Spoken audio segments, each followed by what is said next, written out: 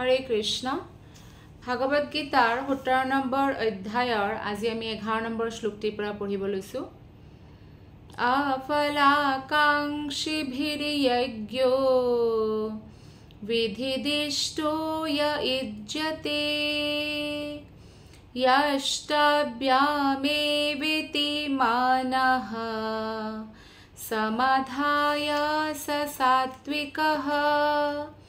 অনুবাদ আৰু তাৎপৰ্য শিল প্ৰভুপাদৰ দ্বাৰা শিল প্ৰভুপাদ কি জয়। যজ্ঞবিলাকৰ ভিতৰত যিটো যজ্ঞ ফলৰ আকাংক্ষা নকৰাকৈ শাস্ত্ৰৰ বিধান অনুসাৰে কৰ্তব্য কৰ্মৰূপে কৰিবই লাগে বুলি মন স্থিৰ কৰি লয় অনুষ্ঠিত কৰা হয় সেইটোৱে সাত্বিক যজ্ঞ। বহুত মানুহে বহুত প্ৰকাৰৰ যজ্ঞ কৰে কিন্তু সেই সকলো যজ্ঞতকৈ শ্ৰেষ্ঠ যজ্ঞ হৈছে সাত্বিক যজ্ঞ। অৰ্থাৎ মনুষ্য জীৱনত আহি আমি কেতিয়াও দান তপস্যা আৰু যজ্ঞ কৰা এৰি দিব নালাগে। আৰু যজ্ঞৰ ভিতৰত সকলোতকৈ শ্ৰেষ্ঠ যজ্ঞ হৈছে জপ যজ্ঞ, হৰিনাম জপ যজ্ঞ। মালালৈ যে মানুহে জপ কৰে হৰে কৃষ্ণ কৃষ্ণ কৃষ্ণ হৰে হৰে হৰে ৰাম ৰাম ৰাম হৰে হৰে হৰে কৃষ্ণ কৃষ্ণ কৃষ্ণ হৰে হৰে হৰে ৰাম ৰাম হৰে হৰে, এই যজ্ঞ সকলোতকৈ শ্ৰেষ্ঠ। আৰু আমি আত্মা হোৱা কাৰণে এই যজ্ঞ কৰাটো আমাৰ কৰ্তব্য হয়। কৰ্তব্য ভাবি যেতিয়া আমি যজ্ঞ কৰোঁ সেইটো সকলোতকৈ শ্ৰেষ্ঠ হয়। তাৰ যিটো আমি ফলাফল লাভ কৰোঁ সেইটো আমাক জন্ম মৃত্যুৰ বন্ধনৰ পৰা সদায়ৰ কাৰণে মুক্ত কৰি দিয়ে। আৰু শাস্ত্ৰৰ বিধানো আছে, শাস্ত্ৰত আমাক কোৱা হৈছে যে আমি সকলোৱে যজ্ঞ কৰা উচিত। এনেকুৱা ধৰণৰ যজ্ঞত কোনো আকাংক্ষা নাথাকে। তাৎপৰ্যত শিল প্ৰভুপাদে কৈছে সাধাৰণতে মনত কিবা উদ্দেশ্য লৈ মানুহে যজ্ঞ অনুষ্ঠান কৰে। এনেকুৱা আমাৰ সমাজত এনেকুৱা ধৰণে প্ৰচলিত হয় যে এইটো লাগে যদি এইটো যজ্ঞ কৰ তেনেকৈ। কিন্তু আচলতে আমাক ভাগৱত গীতাই কয়, কৃষ্ণই কয় যে আমি আমাৰ কৰ্তব্য ৰূপে সদায় যজ্ঞ কৰিব লাগে আৰু কোনো আকাংক্ষা মনত ৰাখিব নালাগে। যি আমাৰ কাৰণে ভাল সেয়াটো আমাক কৃষ্ণই প্ৰদান কৰিবই, আৰু যি আমাৰ কাৰণে বেয়া সেয়া ভগৱানে আমাক প্ৰদান নকৰে। কাৰণ আমি ভগৱানৰ শৰণাগত, সেইকাৰণে ভগৱানে নিশ্চিত ৰূপে এইটো ধ্যান ৰাখিব যে আমাৰ কাৰণে ভাল বস্তুটোহে আমাক দিব। ইয়াতে উদাহৰণ দিছে শিল প্ৰভুপাদে যে মন্দিৰ বা যেনেকৈ কিছুমানে গীৰ্জাঘৰত যায় পূজা প্ৰাৰ্থনা কৰে, সকলোৱে কিবা নহয় কিবা মনত এটা ইচ্ছা লৈ যায়। কিন্তু শিল প্ৰভুপাদে যেতিয়া গোটেই বিশ্বতে হৰিনামৰ প্ৰচাৰ কৰে সকলোকে এয়াই ট্ৰেইনিং দিয়ে যে কোনো আকাংক্ষা নকৰাকৈ ভগৱানৰ প্ৰতি ধন্যবাদ জ্ঞাপন কৰি ভগৱানৰ প্ৰসন্নতাৰ কাৰণে ভগৱানৰ নাম জপ কৰা, কীৰ্তন কৰা, ভগৱানৰ পূজা প্ৰাৰ্থনা কৰা। তাৰ ফলত যি ফল আমি লাভ কৰিম তেনেকুৱা ফল কোনোৱে কোনো জনমতে লাভ কৰিব নোৱাৰে। গতিকে কৰ্তব্য বুলি জানি আমি আমাৰ হৰে কৃষ্ণ মহামন্ত্ৰৰ 16 মালা ডেইলি কৰা উচিত। শ্লোক নম্বৰ 12 আৰু 13টো আমি একেলগে পঢ়িছো। অভিসন্ধায়তু ফলম দম্ভাৰ্থম আপি চৈব য়ৎ ইজ্জতে ভরত শ্রেষ্ঠ তম যজ্ঞম বিদ্ধি রাজসম বিধিহীনাম সৃষ্টান্নম মন্ত্রহীনম দক্ষিণম শ্রদ্ধা বিরহিতম যজ্ঞম তামসম পরিচক্ষতে। 12 নম্বৰ অধ্যায়ৰ অনুবাদ হৈছে কৃষ্ণই কয় যে হে ভৰত শ্ৰেষ্ঠ অৰ্জুন, যি যজ্ঞটো কিন্তু কিবা বৈষয়িক লাভৰ বাবে অথবা দম্ভ দেখুৱাবৰ বাবে অনুষ্ঠিত কৰা হয় তাক ৰাজসিক যজ্ঞ বুলি জানিবা। অৰ্থাৎ ৰজগুণত থকা মানুহবিলাকে ৰাজসিক যজ্ঞ কৰে। আৰু ৰাজসিক যজ্ঞ মানে যি যজ্ঞ মানুহক দেখুৱাবলৈকে বা নিজৰ প্ৰতিষ্ঠাটো বঢ়াবৰ কাৰণে যজ্ঞ কৰা হয়, অহংকাৰ বা দম্ভ দেখুৱাবৰ কাৰণে, কোনো বস্তুৰ ইচ্ছা কৰি যে মই এইটো লাভ প্ৰাপ্ত কৰোঁ, মোৰ যাতে বিজনেছ ভাল চলে, মোৰ যাতে সব মানে এনেকৈ আৰু যেতিয়া এটা ইচ্ছা এটা আকাংক্ষা এটা ৰাখি যদি কৰা হয় তাক ৰজগুণী যজ্ঞ বুলি কোৱা হয় বা ৰজগুণী পূজা বুলি কোৱা হয় আৰু তমগুণী পূজা বা তমগুণী যজ্ঞ কি হয় কোৱা আছে বিধিহীনম অসৃষ্টান্নম বিধিহীনম অৰ্থাৎ যি নীতি নিয়ম নামানা কয় শাস্ত্ৰত যি নীতি নিয়ম আছে হেতু খণ্ডন কৰি নামানা কয় অসৃষ্টান্নম মানে যি যজ্ঞ বা পূজাত ভগৱান শ্ৰীকৃষ্ণৰ প্ৰসাদ বিতৰণ নহয় মন্ত্ৰহীনম অৰ্থাৎ যি পূজাত বেদ মন্ত্ৰ আদি পাঠ কৰা নহয় অদক্ষিণম যি পুৰোহিতক দক্ষিণা দিয়া নহয় শ্ৰদ্ধা বিৰাহিতম যজ্ঞম যিটো শ্ৰদ্ধা নোহোৱাকৈ কৰা হয় শ্ৰদ্ধা নাই ভগৱানৰ প্ৰতি তেনেকুৱা যজ্ঞক তামসিক যজ্ঞ বুলি কোৱা হৈছে অৰ্থাৎ যিকোনো যজ্ঞ যেতিয়া শাস্ত্ৰৰ বিধান নমনাকৈ ভগৱানৰ প্ৰসাদ বিতৰণৰ ব্যৱস্থা নোহোৱাকৈ বৈদিক মন্ত্ৰৰ উচ্চাৰণ নকৰাকৈ পুৰোহিতৰ দক্ষিণাৰ ব্যৱস্থা নাৰাখি শ্ৰদ্ধা নোহোৱাকৈ কৰা হয় তাক তামসিক যজ্ঞ বুলি কোৱা হয় চাওক এতিয়া শতগুণী যজ্ঞ কোৱা হয় যেতিয়া আপুনি কৰ্তব্য বুলি ভগৱানৰ নাম জপ কৰে ভগৱানৰ পূজা কৰে তাক শতগুণী বুলি কোৱা হ'ব কিন্তু কোনো আপোনাৰ এনেকুৱা ভৌতিক ইচ্ছা নাই ভগৱানৰ প্ৰসন্নতাৰ কাৰণে বা ভগৱানক ধন্যবাদ জ্ঞাপন কৰাৰ কাৰণে ভগৱানৰ আজ্ঞা পালন কৰি আপুনি যজ্ঞ বা পূজা ডেইলি কৰি আছে কিন্তু যেতিয়া সেই তাতে এনেকুৱা ধৰণৰ এটা ভাৱনা আহিব যে মোক এটো বস্তু লাগে আৰু সেই কাৰণে মই এটো যজ্ঞ কৰিম বা অহংকাৰ দেখুৱাবৰ কাৰণে মানুহৰ মাজত প্ৰতিপত্তি স্থাপন কৰিবৰ কাৰণে যদি কৰে কোনোবাই যজ্ঞ হেতুৱে ৰাজসিক যজ্ঞ হৈ যায় পুৰোহিত আছে দক্ষিণাও দিছে প্ৰসাদ বিতৰণো কৰিছে ভালদৰে পূজা কৰিছে শাস্ত্ৰ নিয়ম মানিছে কিন্তু ভাৱনা কি যে মোক এটো বস্তু লাগিব বা মানুহক দেখুৱাবৰ কাৰণে তেতিয়া ৰাজসিক হৈ যায় আৰু তামসিকটো টোটালি উল্টা হয় শাস্ত্ৰ নিয়ম নমনাকৈ কৰা হয় তমগুণৰ প্ৰভাৱত জাগি উঠা শ্ৰদ্ধা আচলতে অশ্ৰদ্ধা হয় কেতিয়াবা মানুহে কেৱল ধন লাভৰ কাৰণে দেৱতাৰ পূজা কৰে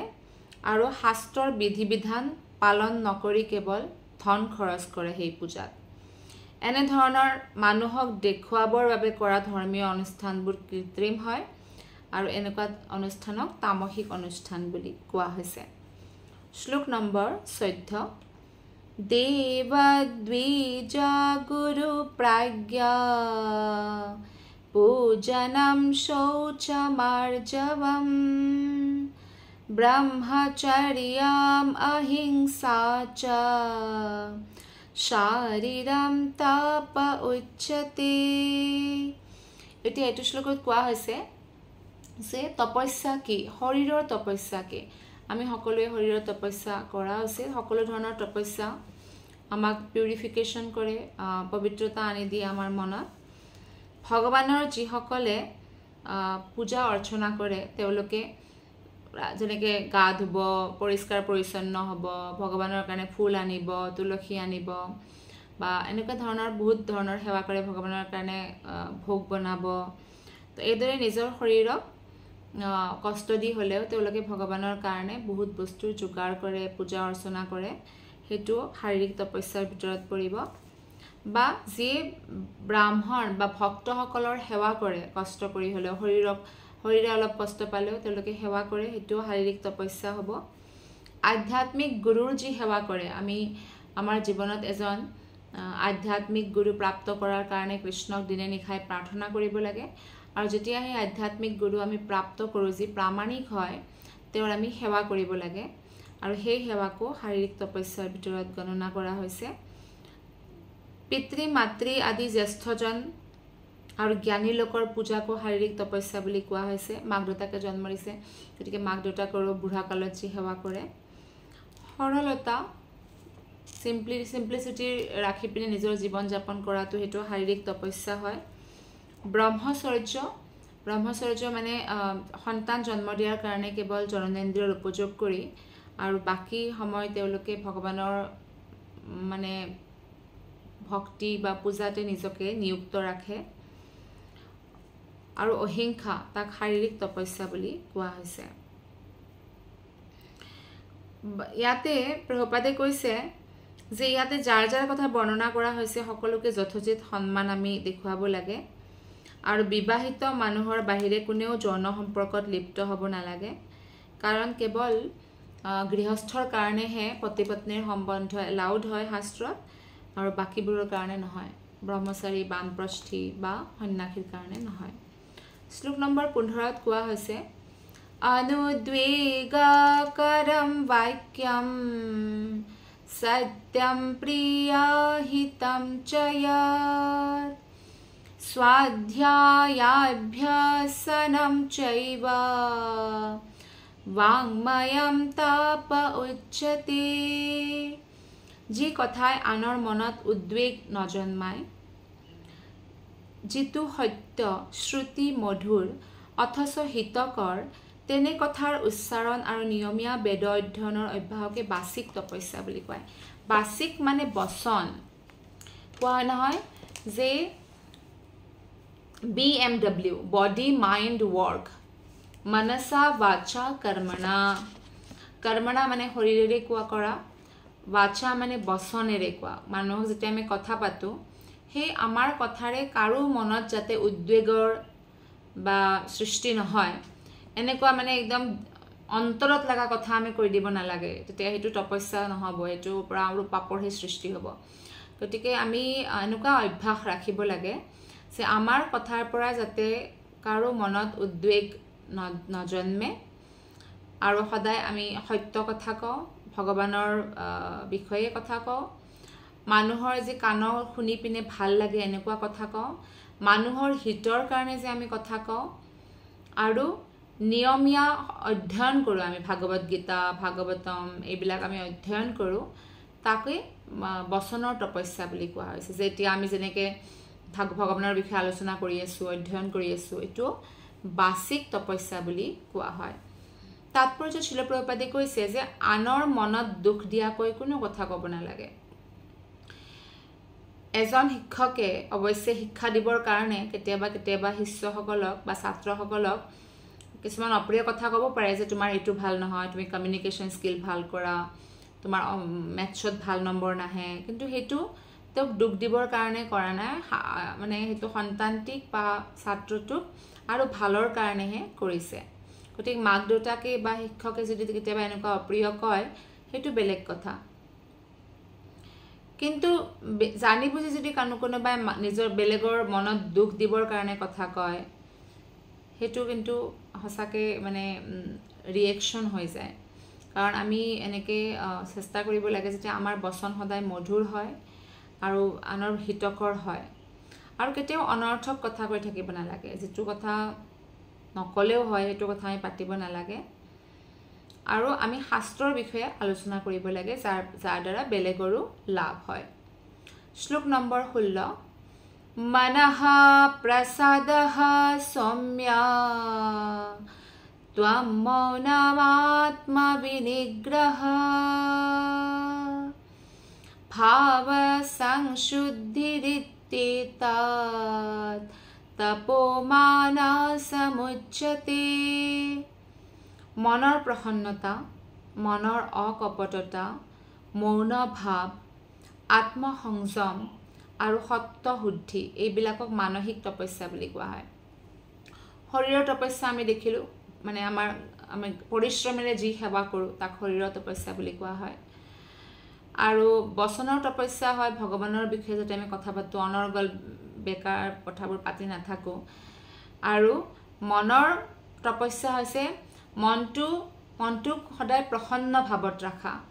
যি ভগৱানে দিছে তাতেই আমি সন্তুষ্ট তেনেকুৱা ধৰণৰ ভাৱনা ৰাখা আৰু মনৰ ভিতৰত কোনো ধৰণৰ কপট ৰাখিব নালাগে কাৰো প্ৰতি বেয়া ভাৱনা ৰাখিব নালাগে হেতু হল মনৰ তপস্যা মৌন ভাৱ যেতিয়া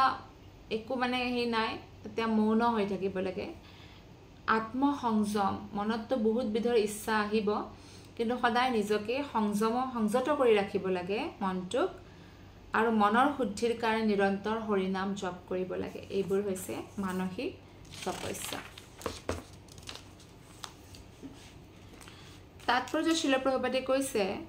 যে মনটোক এনেভাৱে প্ৰশিক্ষণ দিব লাগে যাতে ই অনবৰতে আনৰ ভাল কথাবোৰ আনৰ বিষয়ে ভালেই ভাবিব পাৰে, বেয়া যাতে ভাবিব নোৱাৰে। আৰু সকলোতে আমাৰ এটা গম্ভীৰতা থাকিব লাগে চিন্তা ক্ষেত্ৰতো। ইন্দ্ৰিয় সুখৰ কথা বৰ্জন কৰিব লাগে আৰু কৃষ্ণৰ সেৱা মই কেনেকৈ কৰিব পাৰোঁ সেই বিষয়ে ভাবিব লাগে। যেতিয়া আমি হৰিনাম জপ কৰোঁ, হৰে কৃষ্ণ কৃষ্ণ কৃষ্ণ হৰে হৰে, হৰে ৰাম ৰাম ৰাম হৰে হৰে, তেতিয়া আমাৰ মনটো ইফালে সিফালে দৌৰিব পাৰে, কাৰণ সেইটো মনৰ স্বভাৱ হয়। কিন্তু আমি মনটোক বাৰে বাৰে টানি আনি ভগৱান শ্ৰীকৃষ্ণৰ নামটো শ্ৰৱণ কৰাৰ কাৰণে লগাব লাগে। এনেকৈ কৰি থাকোঁতে এদিন আমাৰ মন স্থিৰ হৈ যায় আৰু তেতিয়া সমাধিস্থ হয়। মনটো সমাধিস্থ হয় মানে মনত সদায় কৃষ্ণৰ বিষয়ে আমি স্মৰণ ৰাখিব পাৰোঁ। গতিকে আটাইতকৈ ভাল উপায়টো হ'ল যে মনটোক সকলো কথাৰ পৰা আঁতৰাই ভগৱান শ্ৰীকৃষ্ণৰ চৰ্চাত বা শ্ৰীকৃষ্ণৰ সাহিত্যৰ অধ্যয়নত লগাব লাগে। আৰু মনটোক কেনেকৈ কণ্ট্ৰল কৰিব লাগে এইবিলাক কথাৰে আমাৰ ভাগৱত গীতা ভাগৱতম ভৰি আছে। যেতিয়া আমি মনত ভগৱানৰ বিষয়ে স্মৰণ কৰোঁ মনটো অট'মেটিকেলি কণ্ট্ৰল হৈ যায়। নহ'লে যিকোনো পদ্ধতিৰে আপুনি মনক কণ্ট্ৰল কৰিব নোৱাৰে, কাৰণ মনটো বহুত চঞ্চল হয়। অৰ্জুনেও কৈছে ভাগৱত গীতাত, চঞ্চলম হি মনঃ কৃষ্ণ প্ৰমাথি বলবদৃঢ়ম। মন অত্যন্ত চঞ্চল হয়, অত্যন্ত বলৱান হয়, বহুত জেদি হয়। মই কেনেকৈ কণ্ট্ৰল কৰোঁ মনটো, এনেকৈ সুধে। শ্লোক নম্বৰ 17 আৰু 17, 18, 19 আমি একেলগে পঢ়িম, তাৰ তাৎপৰ্যবোৰ সৰু সৰু হয় সেইকাৰণে। শ্ৰদ্ধয়া পৰয়া তপ্তম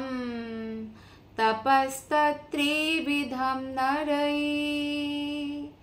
আফলাকাংক্ষিभिर्युक्तै सात्विकं परिचक्षते सत्कारमानपूजार्थं तपोदम्भेन चैव यत्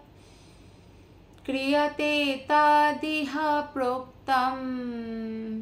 राजसं चालमध्रुवम् मूढग्राहेणात्मनो यत् पीडया क्रियते तपः परस्योत्सादनार्थं वा तत्तमसमुदर्हितम्।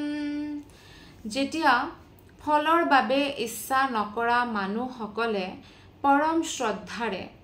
কেৱল পৰম পুৰুষ ভগৱান শ্ৰীকৃষ্ণৰ সন্তুষ্টিৰ কাৰণে তপস্যাৰ অনুষ্ঠান কৰে, তেনেকুৱা তপস্যাক সাত্বিক তপস্যা বুলি কোৱা হয়। অৰ্থাৎ আমি শৰীৰেৰে মনেৰে বা বচনেৰে কোনো বস্তুৰ আশা নকৰে, এনেকৈ নহয় যে ইয়াক মই মিঠা মিঠা ক'ম তাৰ পৰা ভৱিষ্যতে মোৰ লাভ হ'ব, এনেকৈ নাভাবি যে মিঠা বা মধুৰ বচন কোৱাটো মোৰ কৰ্তব্য, কাৰণ ইয়াৰ পৰা ভগৱান কৃষ্ণ অত্যন্ত সন্তুষ্ট হয়। কৃষ্ণৰ প্ৰসন্নতাৰ কাৰণে মই সকলোকে ভাল ব্যৱহাৰ কৰিম। তো এইটো হৈছে সাত্বিক তপস্যা। আনৰ পৰা মান সৎকাৰ আৰু পূজা পাবৰ বাবে দম্ভৰ ভাৱেৰে যি তপস্যা কৰা হয় তাক ৰাজসিক তপস্যা বোলা হয়। ৰাজসিক তপস্যাবোৰ অস্থিৰ হয় আৰু অস্থায়ী হয়। কেৱল দেখুৱাবৰ কাৰণে ভাল ব্যৱহাৰ কৰিলে, যদি যাতে আমাৰ কোনোবাই সন্মান কৰক, এইকাৰণে ব্ৰত ৰাখোঁ বোলে কোনোবাই বোলে সন্মান কৰক, এইকাৰণে ভগৱানৰ মন্দিৰত যাওঁ কোনোবাই সন্মান কৰক, তো এইটো ৰজগুণৰ ভাৱ হয়। কেতিয়াবা মানুহৰ দৃষ্টি আকৰ্ষণ কৰিবৰ বাবে আৰু আনৰ পৰা মান সৎকাৰ সন্মান পূজা পাবৰ বাবে কিছুমানে তপস্যা কৰে। ৰাজসিক মানুহে তলতীয়াবিলাকৰ পৰা পূজা পোৱাৰ ব্যৱস্থা কৰি লয় আৰু তলতীয়াবিলাকক ভৰি ধুৱাবলৈ ধুন দিবলৈ বাধ্য কৰায়। তপস্যাৰ আচৰণ কৰি আনৰ পৰা কৃত্ৰিম মান সৎকাৰ লাভ কৰা যিটো ইচ্ছা, এইটো ৰাজসিক হয় আৰু ক্ষণস্থায়ী হয়। তাৰ পৰা আধ্যাত্মিক লাভ আমি প্ৰাপ্ত কৰিব নোৱাৰোঁ। 19 নম্বৰ শ্লোকটিত কোৱা হৈছে, মূৰ্খতাৰ প্ৰয়াসেৰে নিজকে কষ্ট দি যি তপস্যা কৰা হয় অথবা আনক ধ্বংস কৰিবৰ বাবে বা আঘাত দিবলৈ যি তপস্যা কৰা হয় তাক তামসিক তপস্যা বুলি কোৱা হয়। অৰ্থাৎ নিজকে কষ্ট দি, যেনেকৈ ৰাৱণে নিজৰ ডিঙি কাটি কাটি অৰ্পণ কৰিবৰ কাৰণে এনেকৈ তপস্যা কৰিছিল, সেইটো তামসিক তপস্যা হয়। বা আনক ধ্বংস কৰিবৰ কাৰণে যে মই এইকাৰণে তপস্যা কৰোঁ যাতে সকলোৰে ওপৰত মই ৰজা হওঁ আৰু সকলোকে মাৰি কাটি শেষ কৰিব পাৰোঁ বা কাৰোবাৰ বেয়া সাধন কৰিবৰ কাৰণে যদি কোনোবাই তপস্যা কৰে যেনেকৈ বহুতে তন্ত্ৰ মন্ত্ৰ কৰে তাতেও কিছুমান তপস্যা থাকে কিন্তু নিজৰ হেৰিৰ কাৰণে নিজৰ লাভৰ কাৰণে বেলেগৰ অনৰ্থ কৰিব খোজে ধ্বংস কৰিব খোজে সেইটো তামসিক তপস্যা হয় বা বেলেগক আঘাত দিবৰ কাৰণে যি তপস্যা কৰা হয় যেনেকৈ হিৰণ্যকশিপুৰ দৰে যিবিলাক দৈত্য তেওঁ চিৰঞ্জীৱী হ'বৰ কাৰণে তপস্যা কৰিছিল সেইটো তামসিক যজ্ঞ হয় তামসিক তপস্যা হয় শ্লোক নম্বৰ 20 পৰা 23 নম্বৰটো আমি পঢ়িম একেলগে দাতব্যামিতি যদ্দানম দিয়তে আনুপকাৰিণে দেশে কালে চ পাত্রে চ তদ্দানম সাত্বিকম স্মৃতম यत्तु प्रत्युपकारार्थं फलमुद्दिश्य वा पुनः दीयते च परिक्लिष्टं तद्दानं राजसंस्मृतम् अदेशकाले यद्दानम् अपात्रेभ्यश्च दीयते असत्कृतामवज्ञातं तत्तमसामुदर्हितम् ॐ तत्सद् इति निर्देशो ब्रह्मणस्त्रिविधः स्मृतः ब्राह्मणास्तेन वेदाच्च यज्ञाच्च विहिता पुरः উচিত ঠাইত তে দানৰ বিষয়ে কৈছে ভগৱানে কেনেকৈ আমি দান দিব লাগে উচিত ঠাইত দান দিব লাগে মন্দিৰ উচিত ঠাইত কোনোবাই বোলে মদ খাব গৈছে আৰু তাতে বাহিৰত বোলে কোনোবা বহি আছে মদৰ দোকানৰ বাহিৰত ভিখাৰী তেওঁক বোলে দান দিছে ভিখাৰীটো তাতে কিয় বহি আছে যাতে কোনোবাই পইচা দি আৰু মদ খাব পাৰে গতিকে উচিত ঠাইত আমি দান দিব লাগে যেনেদৰে ধামত যেতিয়া আপুনি দৰ্শন কৰিব যায় তীৰ্থস্থানত যায় মন্দিৰত যায় তেতিয়া দান দিব লাগে উচিত সময়ত দান দিব লাগে যোগ্য ব্যক্তিক অৰ্থাৎ যি আপোনাৰ দান লয় পাপ কাৰ্য নকৰে কাৰণ যদি আপোনাৰ পইচা লয় কোনোবাই পাপ কৰ্ম কৰে সেই পাপৰ আধা ভাগ আপুনি অটোমেটিক্যালি পাই যাব যদি কোনোবাই আপোনাৰ পৰা পইচা খুজি লৈ গৈছে কিন্তু নিচা কৰিব গৈছে বা মদ ভাং খাব গৈছে তেতিয়া কি হ'ব তাৰে 50% পাপ আপোনাৰ তাত ট্ৰান্সফাৰ হৈ যাব গতিকে সদায় যোগ্য ব্যক্তিক দিব লাগে যি কৃষ্ণৰ শুদ্ধ ভক্ত আৰু যি ধনখিনি ভগৱানৰ সেৱাত লগাব পাৰে কোনো প্ৰত্যু উপকাৰৰ ব্যৱস্থা নকৰাকৈ কৰ্তব্য বুলি ভাবি যি দান দিয়ে মানুহৰ যিমান আৰ্নিং হয় তাৰ 10% আচলতে আমি ভগৱানৰ সেৱাত লগাব লাগে ভগৱানৰ কাৰণে দান দিব লাগে মন্দিৰত যদি আপুনি দান দিব পৰা নাই কৰবাত ভাগৱত গীতা ক্লাছ হৈছে প্ৰসাদ বিতৰণ আদি দান দিব পাৰে তো এইদৰে আমি যেতিয়া দান দিওঁ হেতু সাত্বিক দান বোলা হয় আধ্যাত্মিক কাৰ্যকলাপত আত্মনিয়োগ কৰা ব্যক্তি এজনক দিয়া দানেই বৈদিক সাহিত্যত বিহিত হৈছে কিন্তু বিবেচনা নকৰাকৈ আমি দান দিব নালাগে যেতিয়া তীৰ্থস্থানত গলে বা সূৰ্যগ্ৰহণ আৰু চন্দ্ৰগ্ৰহণৰ দিনাও বা সংক্ৰান্তিৰ দিনা দান দিব লাগে যেনে বিহুত আমি মাঘ বিহুত তেতিয়া হেনেকুৱা সময়ত যেতিয়া সংক্ৰান্তি আহে তেতিয়া আমি দান দিব লাগে বা বৈষ্ণৱ ভক্তক আমি দান দিব লাগে কোনো মন্দিৰত আমি দান দিব লাগে কিন্তু তাৰে ফলত কোনো প্ৰতিদানৰ আশা ৰাখিব নালাগে অৰ্থাৎ বিবেচনা নকৰাকৈ আপুনি কেতিয়াও দান দিব নালাগে এনেকৈ শাস্ত্ৰত কোৱা হৈছে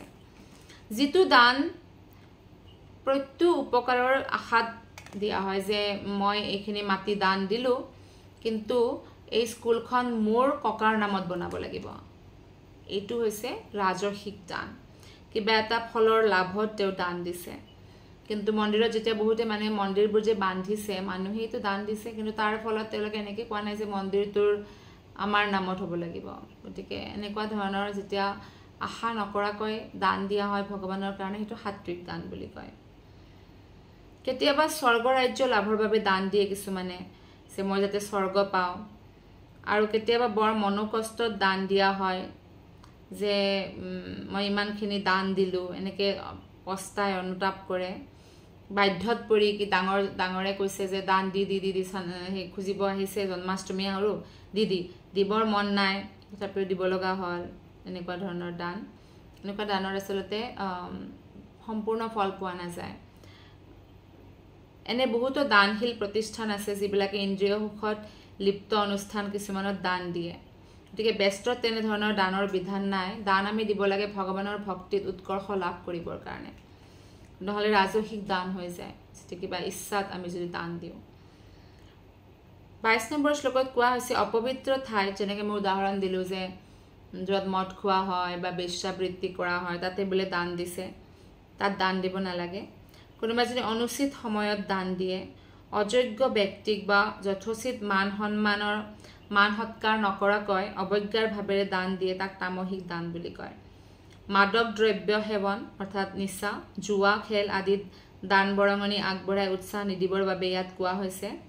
তেনেকুৱা দান হয় তামসিক দান তাৰ পৰা উপকাৰ নহয় অপকাৰহে হয় আমাৰ গতিকে যদি যোগ্য ব্যক্তিক আমি দান নিদিও বা যোগ্য ব্যক্তিক দান দিও কিন্তু অবজ্ঞাৰ ভাৱেৰে দিও তেওঁক অপমান কৰি বা তেওঁৰ সন্মান নকৰাকৈ দিও তাক তামসিক দান বুলি কোৱা হয় 23 নম্বৰ শ্লোকটিত কোৱা হৈছে যে সৃষ্টিৰ আৰম্ভণিৰ পৰাই পৰম সত্য তত্ত্বক বুজাবৰ বাবে ওম তৎসৎ এই তিনিটা নাম ব্যৱহৃত হৈ আছে যিকোনো যজ্ঞ আদি সমাপন হলে এনেকৈ কয়ও ব্ৰাহ্মণে ওম তৎসৎ এনেকৈ ভগৱানক সমৰ্পণ কৰি দিয়ে ব্ৰাহ্মণসকলে পৰমেশ্বৰৰ সন্তুষ্টিৰ বাবে বেদ মন্ত্ৰ পাঠ কৰাৰ সময়ত আৰু যজ্ঞ অনুষ্ঠান কৰাৰ সময়ত এই তিনিটা প্ৰতীকাত্মক শব্দৰ ব্যৱহাৰ কৰি আহিছে গতিকে আমি দেখা পালো যে আমাৰ দান তপস্যা সকলোবোৰ বস্তু তিনিওটা গুণৰ অনুসৰিহে আমি কৰিব পাৰো আৰু সেইকাৰণে ভগৱানৰ সেৱাত লাগি থাকিব লাগে যাতে আমি সাত্বিক গুণত স্থিত হওঁ আৰু অটোমেটিক্যালি ন্যাচুৰালি যাতে আমি শতগুণী তপস্যা শতগুণী দান আৰু শতগুণী যজ্ঞ কৰিব পাৰো যাৰ ফলত আমি ভগৱানৰ ভক্তিত আগবাঢ়ি ভগৱানৰ ধামত প্ৰৱেশ কৰিব পাৰিম শ্লোক নম্বৰ 25 লৈকে পঢ়ি আজি আমাৰ ক্লাছটো আমি ইমানতে সামৰিম শ্লোক নম্বৰ 24 আৰু 25 আমি একেলগে পঢ়িছো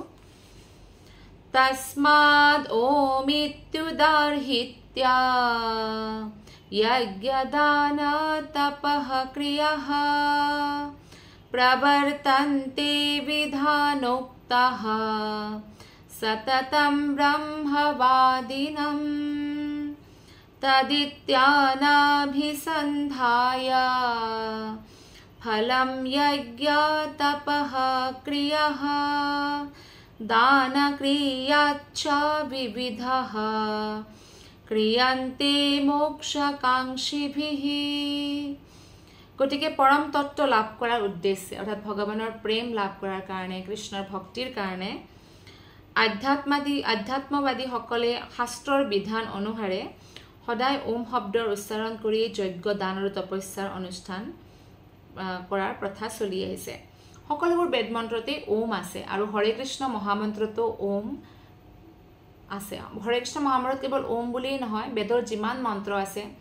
যিমান মন্ত্ৰই গোটেই সংসাৰত আছে সকলোবোৰে সমাহিত হৈ আছে যেনেকৈ ভগৱান শ্ৰীকৃষ্ণৰ ভিতৰত সকলো অৱতাৰৰ সমাগম হয় যেনেতে ঋগ্বেদত এটা গোৱা হয় এনেকৈ ওম তদ বিষ্ণু পৰমম পদম শ্ৰী বিষ্ণুৰ শ্ৰী চৰণ কমল হল আমাৰ ভক্তিৰ আধাৰ পৰম পুৰুষ পৰমেশ্বৰৰ বাবে সকলো কাম কৰিলে সকলো কামতে আমি সাৰ্থকতা বা সফলতা লাভ কৰোঁ কোনো কৰ্মফলৰ বাবে আকাংক্ষা নকৰাকৈ তৎ শব্দৰ উচ্চাৰণ কৰি বিবিধ ধৰণৰ যজ্ঞ তপস্যা দানৰ অনুষ্ঠান কৰিব লাগে এনে আধ্যাত্মিক কৰ্মসমূহৰ উদ্দেশ্য হল মোক্ষ লাভ মানে বাৰে বাৰে যাতে আমি জন্ম মৃত্যুৰ সংসাৰলৈ আহি বাৰে বাৰে কষ্ট পাব লগা নহয় আৰু আধ্যাত্মিক স্তৰলৈ যাতে আমি উদ্গতি কৰিব পাৰো তাৰ কাৰণে আমি আসলতে তপস্যা দান আৰু যজ্ঞ কৰিব লাগে আধ্যাত্মিক ৰাজ্যলৈ নিজৰ ঘৰলৈ ভগৱানৰ সান্নিধ্যলৈ উভতি যোৱাৰ এটা আমি চৰম লক্ষ্য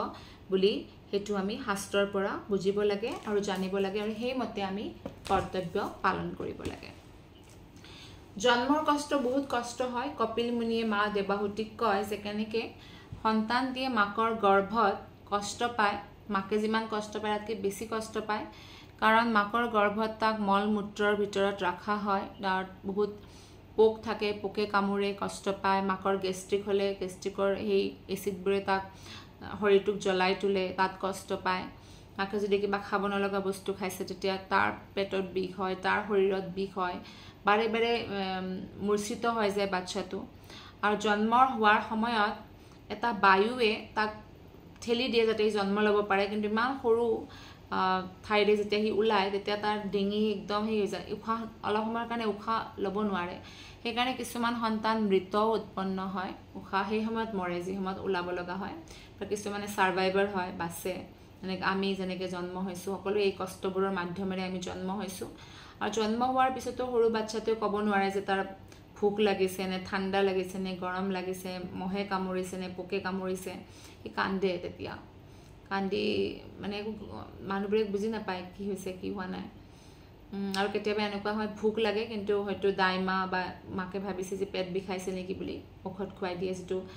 সি খাব নোখোজে। ঠিক তেনেদৰে ডাঙৰ হোৱাৰ লগে লগে বোলে পঢ়া শুনা, স্কুলত পঢ়িব ইমান ঘণ্টা, টিউচনত পঢ়িব, মাকেও ঘৰত পঢ়ুৱাব, জীৱনটো একদম কষ্টকৰ হৈ যায়। তেতিয়া ভাবে ডাঙৰ হৈ পিনে কষ্ট কম হ'ব নহয়, ডাঙৰ হ'লে আৰু দায়িত্ব বাঢ়ে। এইদৰে বহুত সংঘৰ্ষ আছে জীৱনত, আৰু এই সংঘৰ্ষৰ মাধ্যমেৰে মনুষ্য জীৱনটো যেতিয়া আমি লৈ যাওঁ, তাৰে মাজতে আমি সময় উলিয়াব লাগে। সেইকাৰণে ভগৱানৰ ভক্তিৰ কাৰণে, যাতে আমি বাৰে বাৰে আৰু জন্ম ল'ব লগা নহয়। আৰু তেওঁকেই ভগৱানে আটাইতকৈ বুদ্ধিমান ব্যক্তি বুলি কৈছে। তো আজিৰ ভাগৱত গীতাৰ ক্লাছটো আমি ইমানতেই সামৰিছোঁ। আপোনালোকক বহুত বহুত ধন্যবাদ। হৰে কৃষ্ণ।